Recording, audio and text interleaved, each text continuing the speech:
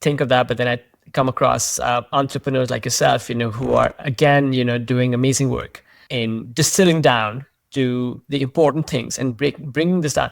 So do you think there are still opportunities for people in this space to innovate on and really, again, deliver on this core mission that you have, which I also strongly believe in, is that we need the Yes. everyday person to just Yes. become healthier? Yeah. So I really think we do need those people that are pushing the margins. And those are the people, the researchers and the biohackers in the world. I mean, I think some of those people do some really dumb stuff.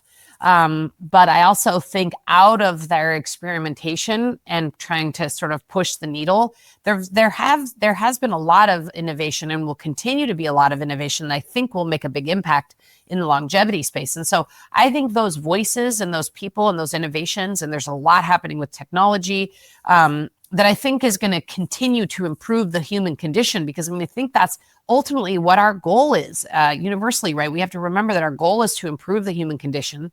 And I think that a lot of people have, the right mission and purpose there. And there's a lot, and we need those people, we need those thinkers, we need those people who are pushing the envelope, trying new things, sharing their data. I think there's so much more innovation that can be done.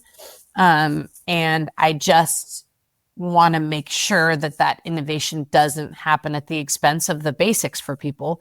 So I think we have both, and like I said, I take creatine every day and magnesium before I go to sleep, and I love my sauna and cold plunge. And, there's a lot of things I'm doing for my health that are above and beyond the basics. And as I learn what new and innovative things are coming down the pipeline, of course, I'll experiment with all those things and implement what I think is useful and valuable, and cast away what I think is not. So I think it's important. I think we need both things. We need the innovators. We need the people who are pushing the envelope, the biohackers, the researchers. We need all those people. Like Brian Johnson is a great example, right? I'm sure, do you know who Brian Johnson is? I actually do not. Brian Johnson is a great, interesting follow. He's a tech guy who made a ton of money in tech.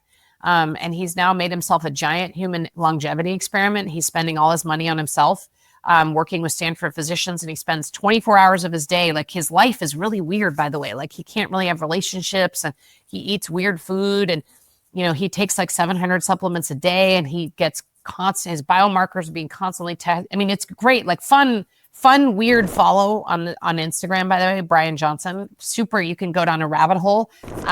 He's a weird dude.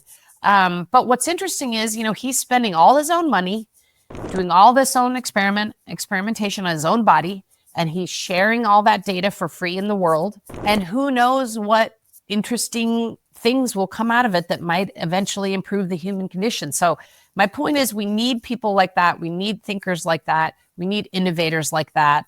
And then we also need people like me out there that are reminding people that the basics will get you, let's say, 90% of the way to good health and 90% of the way to becoming a centenarian.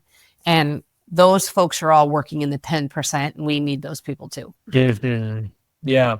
And, you can aspire to that 10% if you have the 90% well covered. Dialed. It's just like the All Blacks. You got to do the basics really well, and then you can start playing in that 10% game.